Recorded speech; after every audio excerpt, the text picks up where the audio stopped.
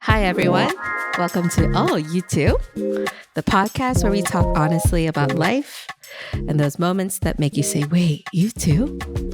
I'm Sarah. And I'm Julie. We'll share real stories, gentle reminders, and honest conversations that help you feel a little less alone.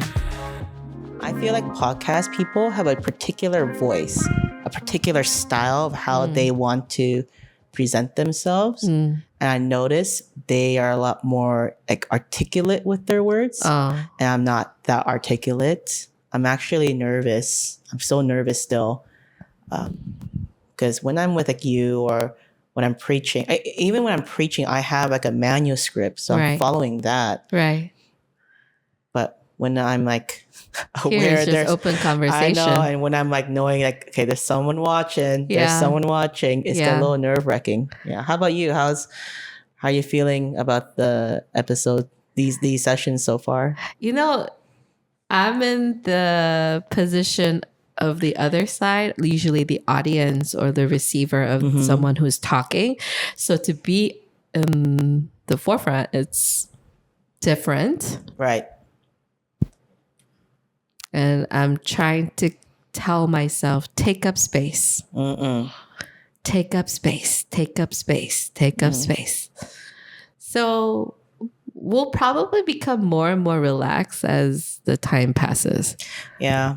I'm a people pleaser, so all I'm thinking about is what are the viewers thinking of us? Oh, what are you thinking of I know, us? how are they seeing us? I think they love you. I know that for a Aw. fact, but I'm just hello. I feel like I am a lot more socially awkward than people may think, or hopefully they know. But yeah. I think you just preserve a lot more. Preserve of your energy, preserve of Maybe. image. I don't think you're awkward. Okay. Yeah. Not that there's anything wrong with being awkward. I think awkward is fun. Awkward is necessary. Yeah. Maybe if I can ask our friends here, what can help me be more relaxed? Yeah. Or any not criticisms, And but drop some encouragement for Jules. No, not that. That's not compliments or anything. It's just anyway. We got deep. Yeah, that was real fast. Yeah. Sarah. Yeah. Do you like reading? Not really. Oh, okay. It's pretty sad to say that out loud. I do enjoy reading now much more because in undergrad was my communication and sociology major. I read other people's writings every day. Oh, yeah. And they were not fun readings. So that did drain a lot of my joy for reading. But I started picking up reading in my therapy world because I would also read children's books and find children's books that are relatable to whatever my clients would be going through. So I regained my joy. And then also Abby loves to read. She asks me to read 2 to 5 books every night. Nice. So I am constantly reading and enjoying what I'm seeing. I love beautiful illustrations. I took a quick look in the 2 books that Julie showed in the previous episode. The illustrations are beautiful. Yeah. There was a short moment where I was an art teacher. Yes, you were. Yes. You were. During the early years of my traineeship in my MFT program, I had to work in order to keep myself here in NorCal. So I was working at a private school as an art teacher. So seeing illustration, paintings, colors, and shapes and all of that is so soothing. Can you do an art class for my youth group? And for our sisters? What am I going to teach them? Art therapy? I don't know. Yeah, there's art therapy. Sure, there is art therapy. We should do that with our sisters. I'm down. Let's do that. Sisters, are you guys down? Like and subscribe. Like and subscribe. Well, this actually segues into one of the questions that was given to us. It's by Stephanie. It says, what are the top 3 books that left an impression and or positive impact on your life? Whew. This was a hard books. question because I'm I actually read a lot of books. So I'm trying to figure out, like, out of the gazillion that I have in my library and whatnot, what books. So I need to kind of think on this one. Do you have yours right now? Yeah, I think I do. Okay. First, the best book in the world, which is the Holy Bible.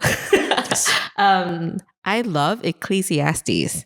Oh. Right? That's the usual response that people will give. And two things come up when I read Ecclesiastes: that there is a season for everything, and meaningless. Everything is meaningless. Okay. And I'll dive into the context of why. Yes, please. There are many different life stages that we go through and seasons that we're in. And I think God does a wonderful, mysterious job in pushing us through those seasons, whether it's joyful or sorrowful. When I read Ecclesiastes in the times that I was really struggling and even waiting during my infertility season, God really comforted me by saying, this is a season that I am placing you in because there is a will, even in your sorrow. And like seasons that are outside, beautiful day today, it will pass. And then it's followed with everything is meaningless, in which a lot of the things, if not everything, besides God, it's truly meaningless. This life here that we're supposed to have, in ways, won't last. We're going to die sometime, right? So in that, do we stress about the things, the little things to the big things, for it to like consume you? Yeah. Or do we take it as, this is a season that I'm placed in?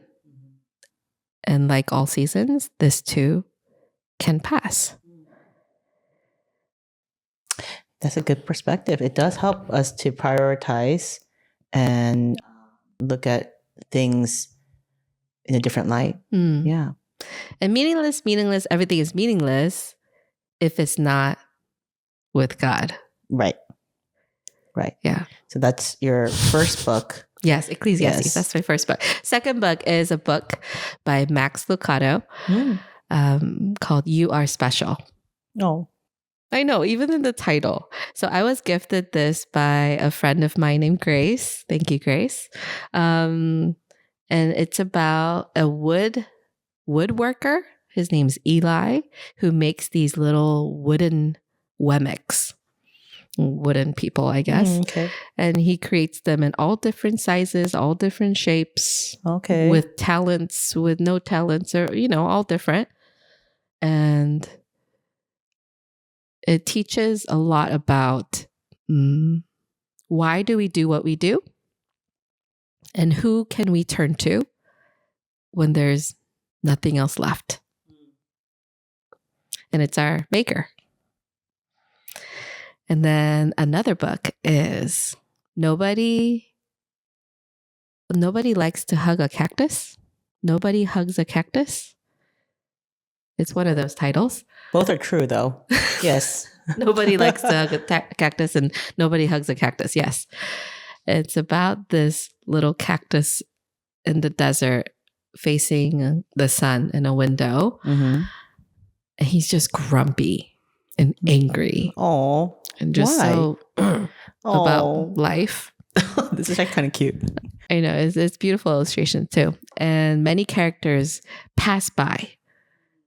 And they're just like, oh, there's angry Frank. I'm like, I'm just going to go on my day. Like, how are you? And other characters try to interact with the cactus. And the cactus is like, leave me alone. Get off my property. And over time, Frank realizes like, oh, there's either no one else around or not many people are interacting with me anymore. And then he starts to become lonely. And then there's this one, like a bunch of, what is that when they roll around? Like tumbleweed? Yes, tumbleweed. Exactly. There's a tumbleweed that is so joyous that would like, hey Frank, and it would just pass by with the wind, and another like, hello, and would pass by. And just such a drastic difference from Frank, right? But with the wind came trash, and it stuck on Frank. Oh. And he's like, oh no, what is this? Like, I can't do anything. And other people are like, ooh, sucks to be you. Oh. And they kind of ignore him. But then this tumbleweed is like, hey, I can get that off of you. And then in the next gush of wind, she does. She takes the trash off of Frank, but then realizes she's stuck. She's stuck on Frank. But before she knocks... actually, no. Wrong thing. I guess spoiled the whole book for me? Yeah. Okay. I was narrating the whole book and I realized I skipped the really important part. Oh, okay. So the tumbleweed actually knocks the cup out and is on her way with the next wind. And then he starts to feel really grateful that although no one else would have helped him, she did. And she took a chance because even though he's full of spikes, she took a chance. Yeah. So he musters up this beautiful cactus flower to gift it to her. And it's like this beautiful, beautiful cactus flower. And he's like waiting for her. And she finally comes and he's like, hey, I made this for you as a thank you. Oh. And she's like, oh, that's great. Thanks so much. And then as she comes close, then she gets stuck. She gets stuck. And then Frank realizes, oh, I actually do love hugs. And she's like, oh, I don't mind this either. Wow, sounds like a story of my life. I do like hugs, but then not many people do want to get hugs. But anyway, that's great. That's a wonderful story. I kind of butchered it, but that is one of the cutest books. So these 3 books all played a role in my life and has taught me skills, I guess, and made me think of empathy. So that's been very impactful. That's great. So check out those 3 books. Maybe the third one, maybe that one. Yeah, you just need to just re-listen to this. Yeah. Yeah. I butchered it. No. I think you'd be great at like an audiobook. You have a good voice, Oh, Sarah. thanks. Yeah, I can totally imagine you being a tumbleweed. Oh, yeah. Yeah, that's your voice. That's tumbleweed's voice. Fun fact. The reason I actually majored in communications in UC San Diego, No way. Go Tritons, is because I wanted to be a radio VJ. Oh, Yeah, I actually wanted to do that. not like a cartoon voice actor? Which I thought of that too. I could totally see you in like those Disney, Nickelodeon Junior, PBS. Sure, I thought of that too, but I wanted to really be on radio. Okay. But What? then the opportunities just never came. Until now. The modern radio. Yes, the Podcast. modern radio. Yeah. That's right. Should we put this on Spotify, by the way? What do you think? Will we have listeners? I don't know. Let us know if you want us to put on Spotify. Because I listen to Spotify a lot when I commute. And I listen to podcasts too. But is ours worthy to be commute? Like commuters would commuters listen to this? Or Maybe. as they're working out in the gym? Oh, maybe. Oh, I don't know. I don't know. Okay. But hey, that's a great answer. Man, like I was so enraptured by your story that I wasn't even thinking about the 3 books for me. Yeah. Since you brought up one of the books of the Bible, I'll bring up one of the books of the Bible as one of my top 3.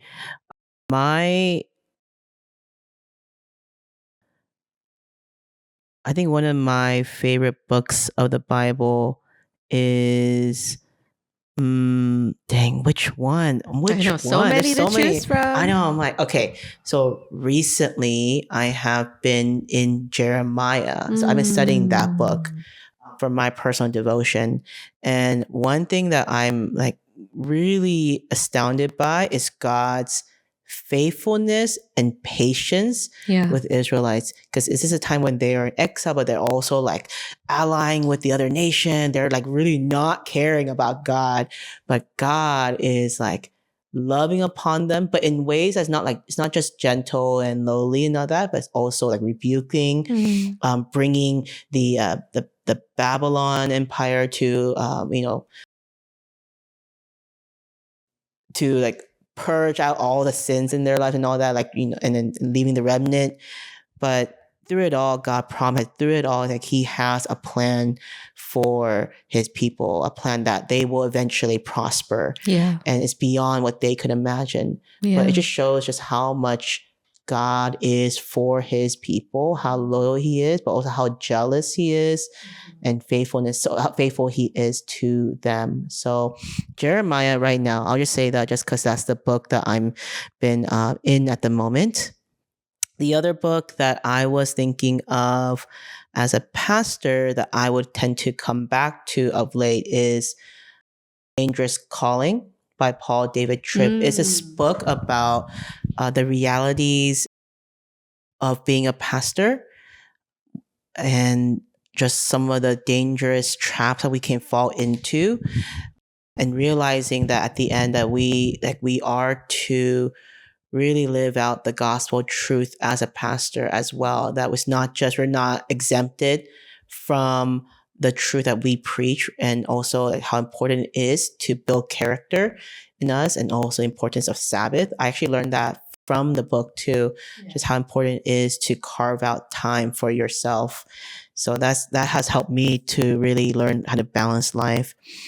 And honestly, these are the 3 books I'm actually reading right now. So I'll just do these 3. So that's one. Another book that I'm also reading is called, I think the title is called Love the Ones Who Drive You Crazy by Jamie Dunlop. What a title. I know. So I'm reading this book with a disciple, and it's a book about what does it mean to really love others in the church, especially those who drive you crazy.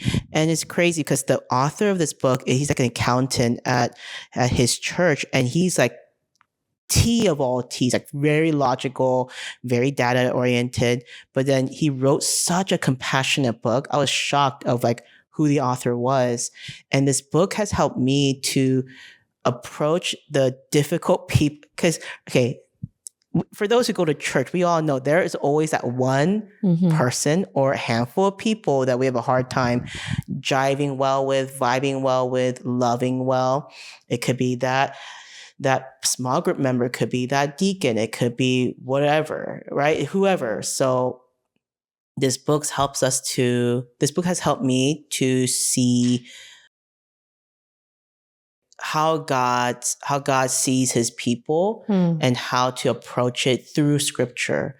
It's a book I would totally recommend for any small group who desire to love each other in a way that glorifies God, not in a way that's like the world. Because it's not just, we have to just get along, we have to just be nice, we have to force each other to love. No, there is a godly approach to it that is very challenging. So I would totally recommend that book for anyone, especially all church members. Actually, those 2 books, Dangerous Calling, if you want to know how to better care for your pastors, if you want to be more of an effective pastor, just for your congregation, but for your family and also for yourself, read Dangerous Calling. And Love the Ones Who Drive You Crazy, totally recommend for all churches. Recommend on that.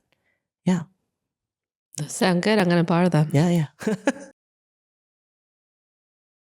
We're going to continue this episode in learning more about the therapy world. And you mentioned earlier that therapy, and I agree, therapy is somewhat stigmatized, and in some cultures more than others. And that is kind of important for us to just acknowledge. And I think even thinking about like people who, I believe everyone should get therapy, but there's also so many people who may think, like, I'm not sure if I need therapy. Like, can I ask do you believe that everyone needs therapy? Or do you think there's some certain people that needs therapy? Good question. I believe everyone can benefit from therapy if they can find a therapist that they jive well with. Mm-mm. And if there's like this underlying foundational trust that's set from the get-go, there's a lot of benefits, because how I define therapy is I provide a space for people to safely explore things that they usually wouldn't talk about, or things that have been buried for a very long time, or things that seem too scary to even bring up. It's locked away in a Pandora's box. Like, I provide a safe space for you to take up space. So if you're on the fence about therapy, a lot of therapists give 15-minute free consultations. So meet them and see if you would like to talk to someone. Another thing is, I have a very wide range of clients who are doing really well right now, and also who still need support from me. So you don't have to have it all together to go see a therapist, but you also don't have to have, oh, these are the things I want to work on for the next 6 months, for the next year. It's an opportunity for you to meet with someone who's dedicating this time for you to explore, is there something you need to further heal in? So then 2 questions come up from what you're sharing, because you mentioned that it's important that you jive well with your therapist. Mm-hmm. So is compatibility that important? Oh, yeah. So then, because I know some people who feel like, oh, therapy is not for me because I didn't get along. I didn't. Not that therapist was bad. The therapist did a great job. It's just there was no chemistry, synergy, chemistry. So is that really important? I think that's important, because I also have a therapist who I trust, who I can talk about the small talks and the small things, all the way to the things that are highly triggering. So being able to have someone that you comfortably can talk to about a wide range of things, that's important. And that comes from first impressions and the lasting impression of that first impression, which was our first episode. Yeah. And a disclaimer, I do receive therapy from time to time, and I agree with the whole compatibility, because I had 3 other therapists before I found mine, and it turns out like I do realize I have a certain particular preference when it comes to therapists, and like what I need from my therapist too, especially understanding the Korean culture. That's actually very important to me. So then just to confirm, like, it's okay to have these preferences. Yes. Then, right? And I would recommend for you to check in with yourself after a consultation or a session to see, how did I feel in the midst of this conversation? Like, how did I feel sharing about something vulnerable? Or how did I feel even sharing about small talk? Truly ask yourself. And then the 4 questions once again, like, what do you want? What do you need? At what cost? For how long? If you do have people-pleasing tendencies, it might be hard for you to break up with them, or like let the therapist go. But how I want to encourage you is that the work that we do as therapists and the job that we're supposed to do is to provide a space for you to figure out, what is it that you're needing in this season? Not for us to retain you as a client. That's our responsibility to keep up our practice. It's not yours to make us feel better or make us feel like we're liked. The job is for you to figure out, what healing do I want to work on? And can I trust this therapist enough for them to provide a space for me to heal? Yeah. I think that safe space is so important, because I don't know, in this day and age, to have someone to give you that space to process together and guarantee like no judgment and just to walk with you in that, I feel like that's not as common, especially as we no, in any age, life stage, it's hard. Do you see like I don't know, your thoughts on, are there a lot of connections like that outside of therapy? People that are providing space for each other in this way? Because just a general sense, like I think this world is very lonely, and I think that's why therapy is such a more and more of essential thing, For more sure. essential benefit, because those deep connections, those safe space opportunities is not as common. Like, do you agree, or do you? I agree. And it's not as common because it's scary. Mm-hmm. I'm going to tell you my deepest hurts and hope that you're not going to judge me, or you're not going to change your thoughts about me, or you're not going to be offended by me, or you're not going to be burdened by me. You know, all of these insecurities of, oh, what are they going to think? Therapists are trained to hold that space for you. Mm-mm. That you can really unload the dump truck. And we're able to provide that space for you to sift through, for you to work through, to see what kind of healing you can get. Mm-hmm.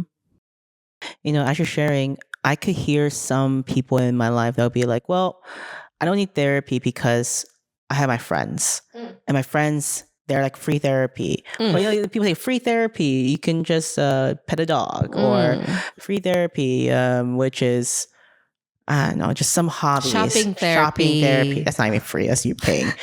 Or playing sports. But particularly, I think the topic about friends, you are kind of like your therapist. That idea, like, oh, if it's just about sharing, Yeah. if it's just about processing, if it's just about ranting, then I can just do that with my friends, and I don't want to pay them. Like, they're there. What would you say to those people when it comes to like friends or therapists? Oof. At what cost? Mm. Because taking up space does cost something. And whether it's mental capacity, whether it's holding the burden with you. If you have great friends who are able to provide that safe space, great. That's awesome. What a blessing. That is so, so awesome to have such trusting friendship. So if you have that group, great. But also do check in with those friends when you do share. Like, hey, is it okay that I'm sharing this much? Like, what's that like for you? And like, or thank you for holding that space for me. Do you also have something you'd like to share? Friendship could sometimes feel that there needs to be a reciprocation, or else the script over time will become, oh, what are they going to tell me today? Oh, yeah. Or like, will I have that capacity to hold space for them today? But then the friendship turns into one person taking up too much space. Mm-hmm, mm-hmm. Whereas with the therapist, you don't have to worry about that. Like, right, you don't have to worry about the therapist's well-being, more or less. Right, they're there for you. Yes. Yeah. Dedicated hour for you. Yeah.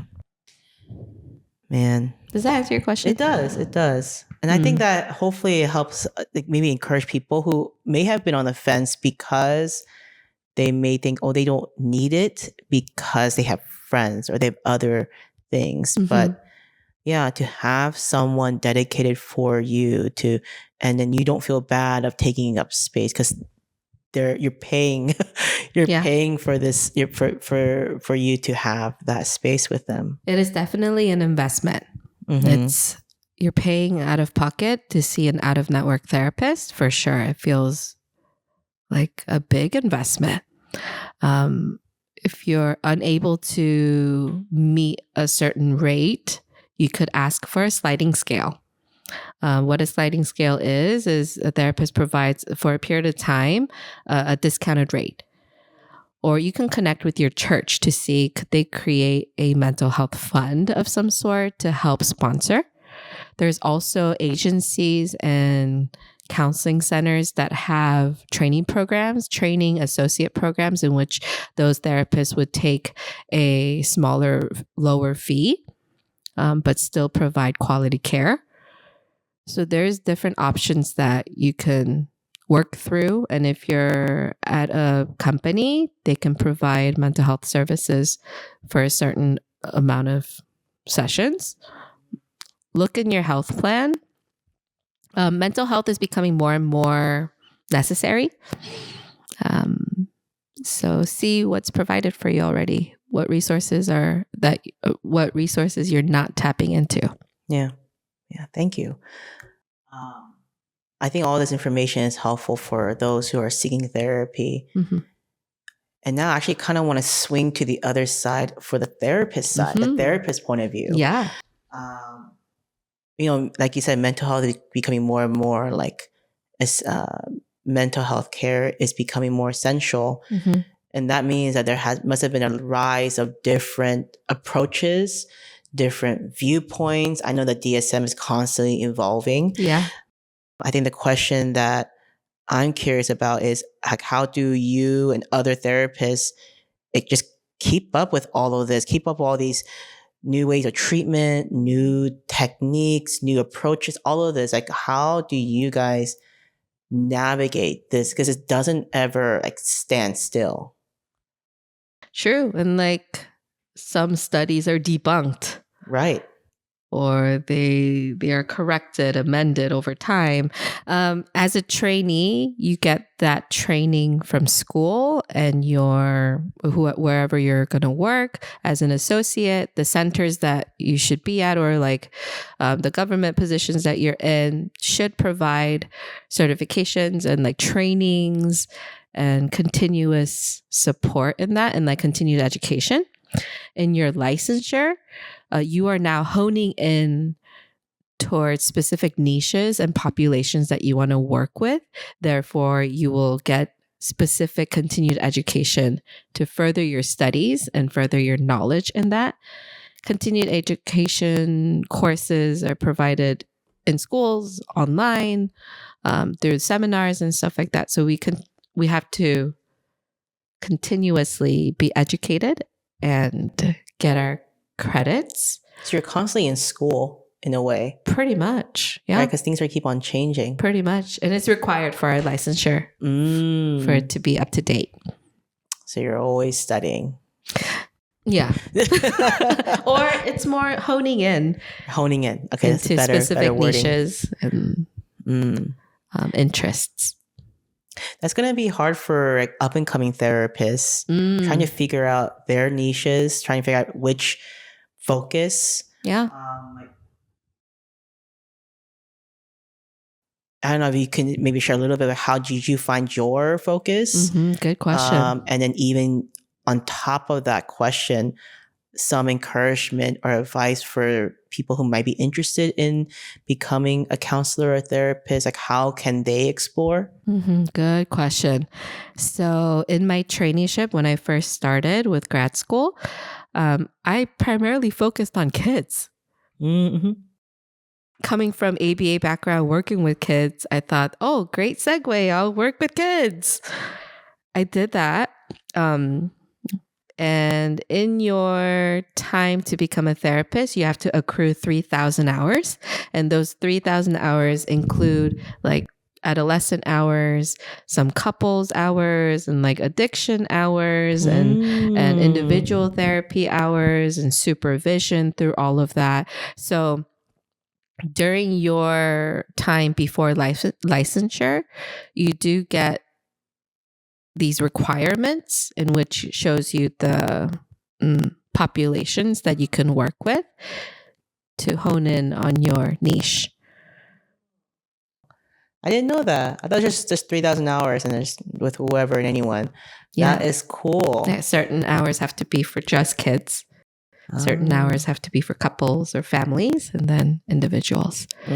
So you get a pretty wide requirement for you to see, oh, I gel well with kids. I gel well with couples and families, or I just want to work with individuals. So I started working with kids and I realized, oh, that's that. I don't think that population is for me, because I started meeting those parents of those kids. I was like, yes, the whole reason why I chose this field is to tap in with those parents. And then as I see those parents, I started seeing those couples, the parents together. Oh, kind of. It's like this is really fun. Branching up, it's expanding. Oh, okay, honing in, branching out, and then honing in at the same time. It's like, oh, I think I really enjoy couples work.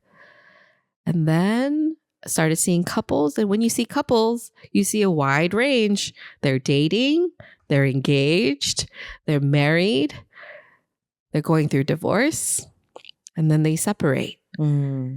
That spectrum happens when you work with couples, in which then your population also shifts as it happens in the sessions.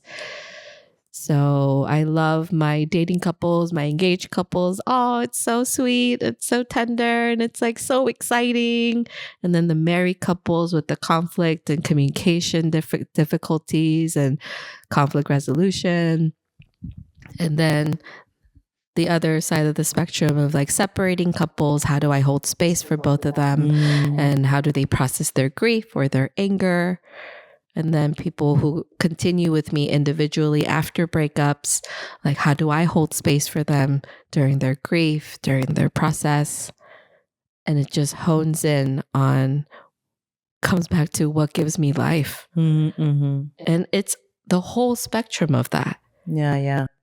I think the variety that I have really works for me. The variety of clients that I have, because here 1 hour I'm with these clients who are like, oh, we're so excited to get married and I'm feeling really good for them and all of that. And then I'm able to transition to my next client who's like, oh, I'm having a really difficult time in my marriage. Having a balance of that, of different populations, has actually given me a lot of motivation, energy, feedback. I like the every day is different. Keep things fresh. Yeah. Love that. This has been great. And I think it's great that we kind of speak into like the other side, the therapist side. And I think we spoke a lot for the clients, like encouraging potential clients or people who want to receive therapy. Yeah. Maybe like, I think one of my last questions, this actually is my last question for this one, is, again, you're an encourager, Sarah. And I think every time you encourage people, it uplifts them. I would like for you to encourage two groups of people. I would like you to encourage first, like, what would you encourage people, students who are in grad programs to becoming up-and-coming therapists? What would be some encouragement that you want to give unto them, like as they are learning, as they are growing and figuring things out? You were just like them, in number of years. Yes. What will be some encouragement as they continue this program and continue this journey? There will be hard moments, and there will be, and I hope for, moments of reflection where you will be challenged with your own triggers, your own trauma, or whatever hardship you're carrying. Pushing through that and learning how to find healing for yourself is a great way for you to also help find healing for your clients, your future potential clients. The inner work that you do now is an investment into the work that you're going to be doing with your clients. Yeah. So treat yourself by taking care of yourself. Treat yourself by taking care of yourself is so true. And that's awesome. And then for the second group that I love for you to speak to is your fellow therapists. Those you may know, but those you may not know. What is something that maybe some encouragement that really has helped you to continue enjoying, not just surviving, not surviving, enjoying what you're doing. That will be like good for like therapists to be reminded of, especially in this day and age of confusion and ever evolving stuff and trying to figure things out, and even his personal life and stuff. Yeah. What would you say to your fellow therapists My fellow therapists, don't work harder than the clients. That's one. And secondly, don't forget about yourself. Don't forget to feed all of the different parts of you, emotionally, mentally, and physically, because as much space you provide to other people, you have to make sure there's enough left for you to take up space. Yeah, so don't work harder than your clients. And with that energy, work harder to care for you so that you can overpour onto your clients rather than deplete. So also treat yourself by taking care of yourself. Yes. Yeah. Thank you. That, like, how are you feeling about sharing all this? Vulnerable, because I did a lot of the talking today, and this is a field that I'm very passionate about. I hope I portrayed it well, and I hope I am able to get really positive feedback. Put it down in the comments. Yeah. Yeah. No, I was encouraged, Sarah. And it really shows that you are, one, that you're good at what you do, but I love what I do. And you also love what you do. I think it does show that if you love what you do, you end up in some way being good at it too. So yeah, I'm, again, just reminded just how honored and grateful I am to have you as my friend, but also honored and grateful I am to point others to you if they ever need a therapist. So yeah.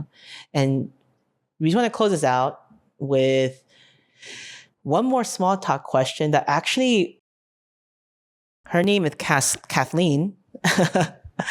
Kathleen, who asked a good question that kind of ties into all of this. So the question is define a good mental health day. In our own words, define a good mental health day. Yeah, the first thing that comes up to me is we can't control how the day's going to go, right? Because there's terrible things that can happen, there's joyous things that can happen, but what can be defined as a good mental health day is by the end of the night, you're laying down in your bed and you're still able to list some gratitude. You're able to still approach the day as, although that didn't work out, tomorrow's a new day. I think that feels good, right? It does feel good. There will be moments where gratitude and making a list of gratitude will be very difficult. But it's in those moments, I hope you're able to seek support, seek help, talk to someone. And you can always talk to God. You know, He's waiting. He's always waiting and listening. Yeah. I think everything you said is what I would have shared, but you said it so much better. And I think another thing I can even say about good mental health day is, it's not just when we think of good, we're thinking, oh, what's a positive way or joyful way, like how we can make this day more joyful, how can we make this day more better. But I think for me, another thing that would be considered a good mental health day is how we navigate the lows too. I think a good mental health day is also one where we make the choice to not be in our hopeless state and stay there, or not be in our helpless state and stay there, but choosing to fight and choosing to think differently, to choose to think on Christ, to think on the positives of our lives, to think on the gratefulness that you're wrestling and choosing to move forward rather than staying and sinking in. So I think even for me, Good Mental Health Day is a day where I saw myself working towards or striving towards, or even just like a small effort just towards a bit of hope. And just that wrestle alone, even that struggle, even if I end up falling or failing, that, but it was coming from a place I struggled. I would consider that progress too. Yeah. So that's one thing that I want to just sort of I kind of add to is the idea that Good Mental Health Day does involve some wrestling, some navigating and struggles. But those struggles doesn't mean that you are in a bad place. It just means that it shows that you want to grow. You want to be better. You want to, especially as believers, we want to choose Christ. So those struggles are a good thing for me. So is that good? Yeah, thanks for saying that. I agree. Yeah. How are you feeling? I'm feeling good. I think through all discomfort, there's growth. So speaking of growth, we are still learning. So thank you again for listening. And we appreciate any feedback. If anything, just kind of be nice. Sure. Just being, but in all, we are really grateful for people who are still listening in. If you're still listening for episode 4, I'm astounded. I'm grateful. I'm so humbled. And we look forward to the next episodes, which will be about my journey. And hopefully that will encourage leaders, pastors, but anyone who's walking in faith or curious about faith, about what it looks like of a church leader in their journey. So that will be the next episodes, and we look forward to that. Looking forward to that. Yeah. So thank you guys for listening. Have a wonderful day, and as always, grateful to have you as my friend, Sarah. I'm grateful too.